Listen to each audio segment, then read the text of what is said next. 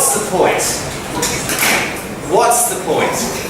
Growing up, that was a question that I often asked my parents. Although, to be honest, it wasn't usually in the form of a question, it was more the form of a statement. What's the point of clearing my plates off the table after dinner? What's the point of emptying my bag at the end of the day? What's the point? It wasn't a question, it was a statement. I was implying that there didn't seem to be any particular point to what my parents were telling me to do. When it's asked like that, it's pretty annoying. But when it's actually genuinely asked, what's the point? And that's a really key, critical question to ask of a lot of things in life. What's the point? Why am I doing what I'm doing? What's the reason or purpose for all of this? It's a question that we should ask often in life, of all sorts of things in life. And it's a question we should certainly ask of our work life. That thing that we spend most of our waking hours doing, whether it's paid or unpaid, whether it's the kind of thing we do in the office, or the work that we do as a student, studying. It's worth asking from time to time, what's the point of it all? What's the point? Given that we spend so much time doing it. Now, as I talk to people and look around, I've come up with what I think are 5 answers to that question of what's the point of work. Now, people might not be quite as crass as this, your colleagues or future colleagues might not answer the question, what's the point with these 5 things? But I think as you get talking to people, you discover often these 5 things are the things that are motivating and driving them in their daily work. So what's the point? Well, first of all, finances. That is, I work to live. What's the point of work? Well, it's to make as much money as quickly as possible, doing as few hours as possible, so I can really enjoy all the other things that I want to do. For many people, that's the point of work, finances. What's the point of work? Fulfillment. Fulfillment. If finances is I work to live, then fulfillment is I live to work. That is, work is the thing that gets me up out of bed in the morning. It's the thing that excites me most in my life. Family, friends, perhaps a religious faith, they're all important things maybe, but the number one thing in my life, the thing that fulfills me more than anything else, is my work. Closing the deal, dealing with clients, all the daily activities, making a difference in the world, doing something, achieving something, accomplishing something through my work. You know, increasingly I think that's a really big thing that's driving people in their work. Fulfillment, trying to make a difference in the world. It's often said that in the 80s and the 90s and the early 2000s, money was the meaning of work, finances. And then something like the GFC happened and we realised, oh, actually maybe there's more to life than finances if they can be taken away so quickly. Now these days it's often said that meaning is the new money when it comes to work. Meaning, purpose, fulfillment, doing something that makes a difference in the world. What's the point of work? Finances, fulfillment. The third one is fame. That is making a name for myself through my work. I want everyone to know my name. Whether it's being known as the best lawyer in Melbourne, Australia, the world. Through my work, I want everyone to know my name, know who I am, be famous. My background with work was in journalism, and in journalism you don't get paid much. The hours are terrible. But if I were to ask my colleagues and dig below the surface with them, they weren't there for finances, they weren't there for fulfillment, they were there for fame. People knowing their name, seeing their face on TV, reading their name in a byline. For my colleagues, and I confess for me to a degree too, what was the point of work? Fame, making a name for myself. So what's the point of work? Finances, fulfillment, fame. Fourth one is family. That is doing something that my family is proud of. I think this is true, can be true for all sorts of people. But my friends who are from an Asian background particularly say that this is a pressure that they feel. What's the point of work? It's getting the right job that makes my parents happy, makes my family proud. Now, what's the point of work? Finances, fulfillment, fame, family. And the fifth one is force. Or perhaps a better word for it would be power, but that would have ruined my alliteration there. But it's the idea that through work I want to get authority and power, wield my might in the workplace. This is perhaps less of an issue when you're just starting out in the workplace. But as you rise through your workplace, in your career, I think that one increasingly comes to the fore for people. What's the point of work? I want authority, power. I want to be able to click my fingers and 100 people do what I command. Or at least that's the hope. So that's 5 different things that as you speak to people, as you scratch beneath the surface, I think there are a lot of things that are driving people in their work each day. Why they get up in the morning and go to their 9 to 5. Finances, fulfillment, fame, family and force. And you know something that's the same about all of those, a similarity between them? They all have an inherent inward orientation.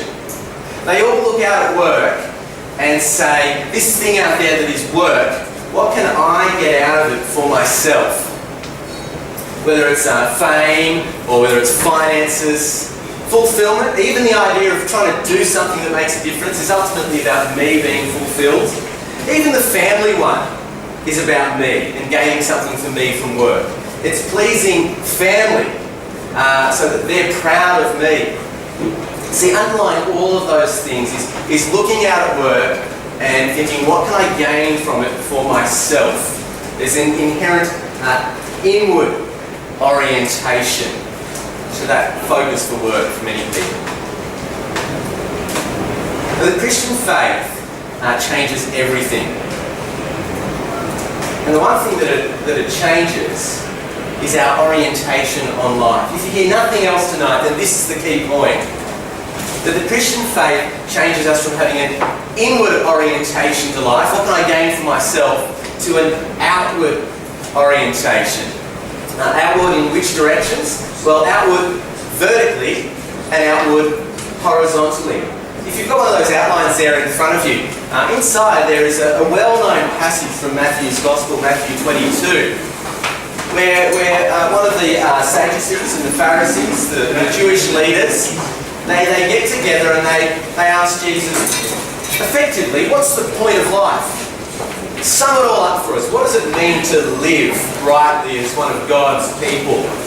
We don't want an essay, we want the tweet version of answer, 140 characters, that's what we want. And so Jesus says, I can do that for you. Let me sum it all up for you. What's life about for the person who's a person of God seeking to live rightly? Jesus says, verse 37, love the Lord your God with all your heart, with all your soul, and with all your mind. This is the first and greatest commandment, and the second is like it, love your neighbour as yourself. All the law and the prophets hang on these 2 commandments. There Jesus says, what's the point of life? Sum it all up for me. It's an outward orientation. Outward vertically, loving God. Outward horizontally, loving neighbour. Or another way you might put that is worship and service. All of life is to be lived in worship and service. Love of God and love of neighbour. An outward orientation to all of life. And that includes our work life. You see, the answer for the Christian person to what is the point of work is, well, it's love God and love neighbour. It's worship and it's service. And one of the reasons why that is the answer to what's the point of work is because that's God's purpose for all of His work too. We'll come to us in a moment, just very briefly. But you see that throughout Scripture, that's God's purpose for His work as well. It's to glorify Himself and to serve and satisfy and meet the needs of others. It's to glorify Himself. You see it in a lot of places in the Bible. Romans chapter 1 verse 20, Psalm 104 verse 31. But there's a verse printed there in your outline that says it pretty clearly too. Psalm 19 verse 1, the heavens declare the glory of God. The skies proclaim the work of His hands.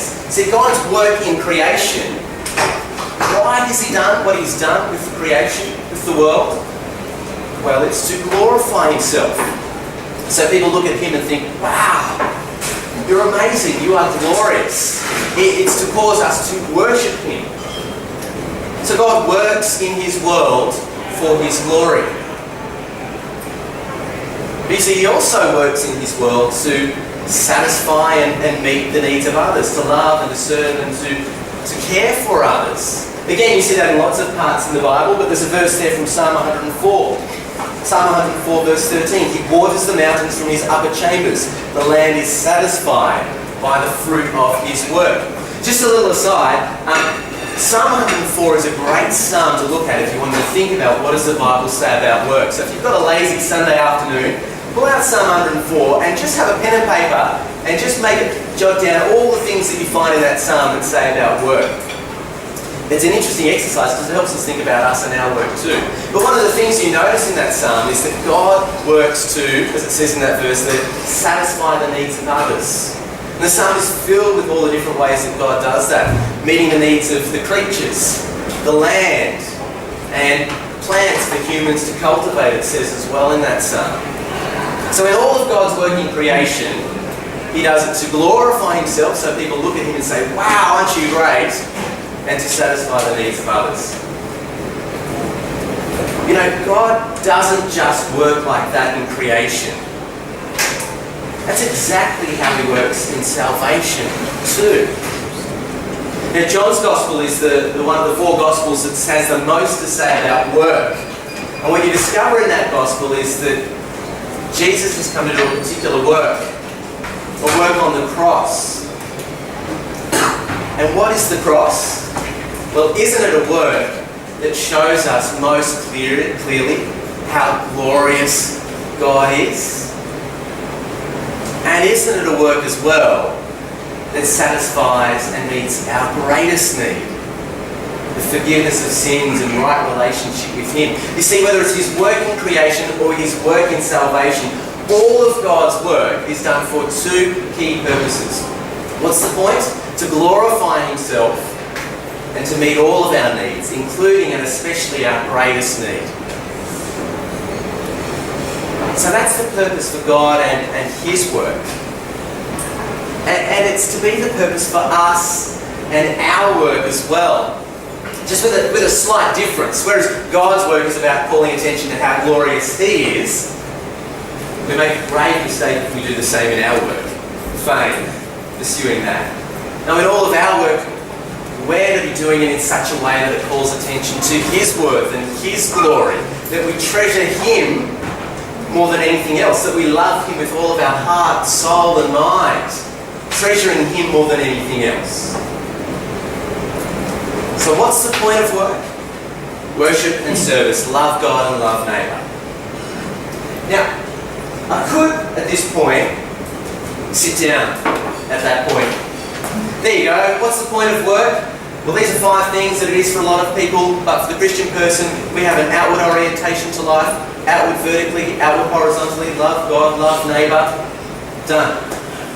Except for one little thing. How?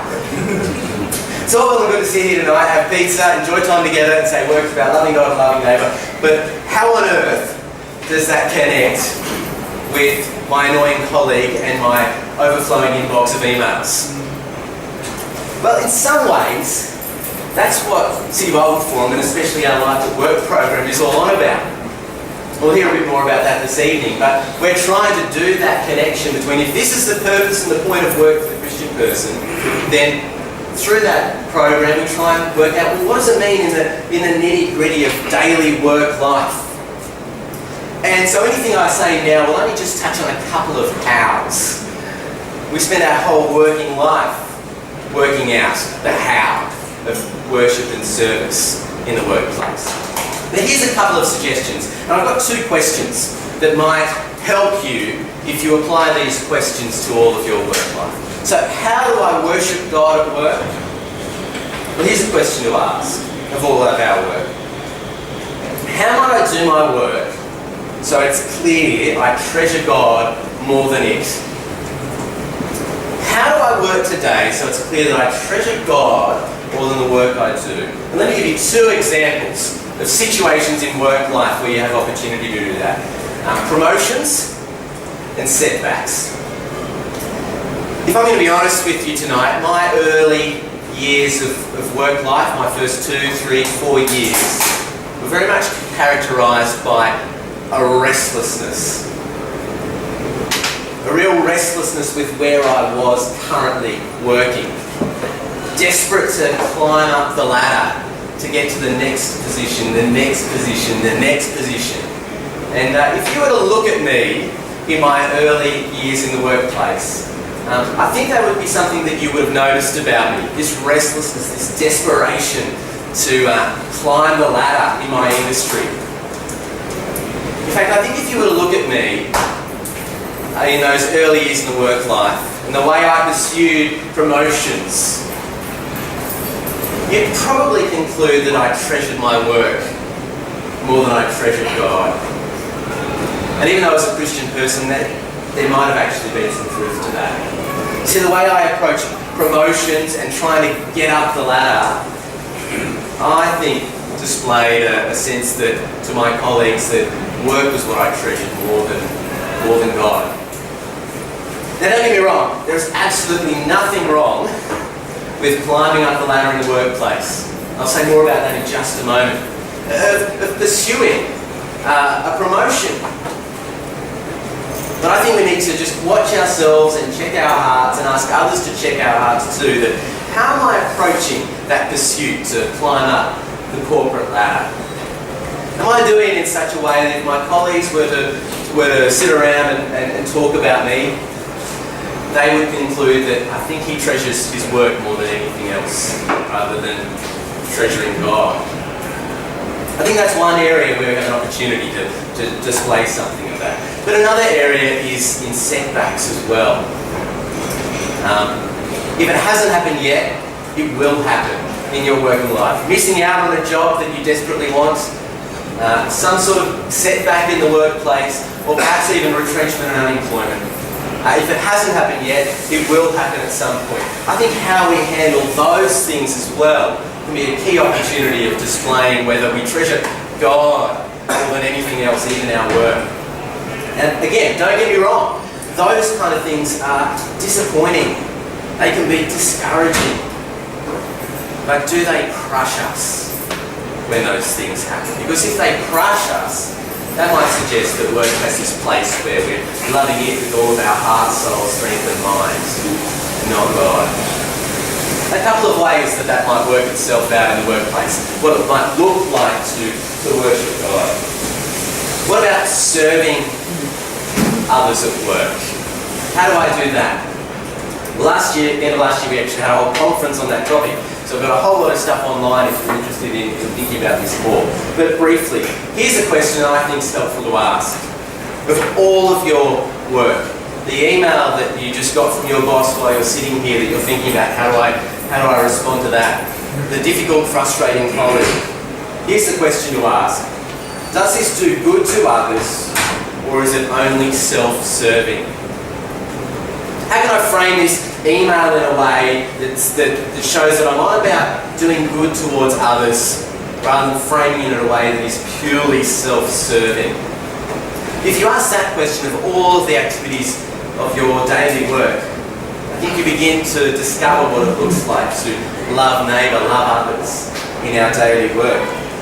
I think that question is a good question to apply to the issue of promotions, trying to climb up the ladder. Why am I pursuing that promotion? Is it because of the additional opportunities it's going to create for me to do good towards others? Or is it purely self-serving? I think a question like that could be a good question to ask of that sort of situation in the workplace. A couple of other ways is that we love others in our work by doing our work well. No one is loved by your shoddy work. Doing work well is a key way that we love others. Being really good, the best that we can be at our jobs. Trying to understand how things work in our industry and doing them as well as we can. But another key way that we love those that we work with, and this is something the City Bible Forum is very much on about, is loving them by letting them know about this God that we treasure more than anything else. We love our colleagues by telling them of this great God who we love with our heart and soul and strength and mind. And again, that's another key thing that City Bible Forum is on about and wanting to help and serve you in your working life. In how to go about doing that in a culture, in a context with colleagues that perhaps sometimes it feels really difficult.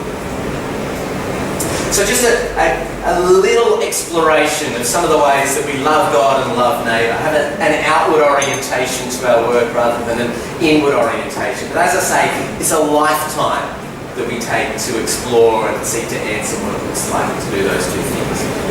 But let me just conclude by saying this, that I think if we have that kind of orientation to our work, love God and love neighbour, then that's what makes for a truly successful career.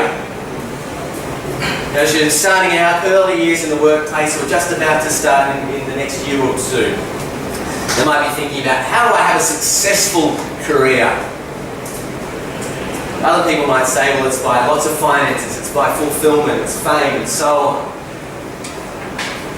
Now, the gospel says that a truly successful career is one that is characterised by loving God and by loving neighbour.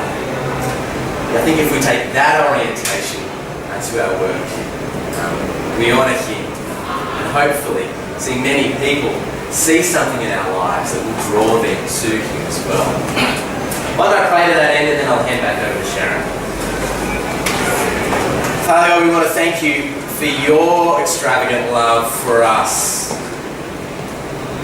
shown most clearly in the work that You did on the cross.